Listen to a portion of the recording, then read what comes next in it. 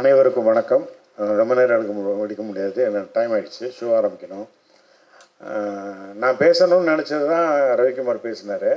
அதனால் நான் மறுபடியும் பண்ணேன்னா அது ரீப்ளேயாக இருக்கும்.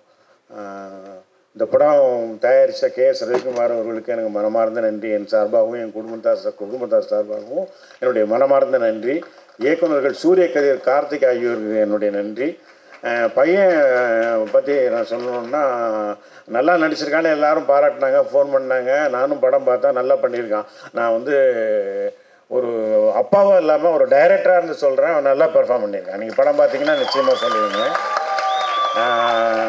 எனக்கு ரொம்ப நான் சந்தோஷப்படுற விஷயம் என்ன அப்படின்னு கேட்டிங்கன்னா, ஷூட்டிங் காலைல 7 மணிக்கு ஷூட்டிங் அப்படின்னு சொன்னால் 6 மணிக்கெல்லாம் வீட்டிலேருந்து கிளம்பி 6:30 மணிக்கு ஸ்பாட்டில் முதல் ஆளாக இருக்கிறது என் பையன்தான். அதில் எனக்கு ரொம்ப பெருமை. எல்லோரும் சொல்லுவாங்க, இப்போ டைரக்டர் இருக்காங்க, ப்ரொடியூசர் இருக்கார், கேட்டு பாருங்கள். கனிஷ்கா டிசிப்ளின் மெயின்டைன் பண்ணுவான். டைரக்டர் என்ன சொல்கிறாரோ அதை நடிச்சுட்டு வந்துடுவான். அந்த மாதிரி பண்ணுறான். அதனால் தயாரிப்பாளர்கள் யாரும் பயப்பட வேண்டாம், லேட்டாக வருவான் அப்படின்லாம் நினைக்க வேண்டாம். 10 கோடி ரூபா சம்பளம்லாம் கேட்டுற மாட்டான். கண்டிப்பாக பயப்பட வேண்டாம்.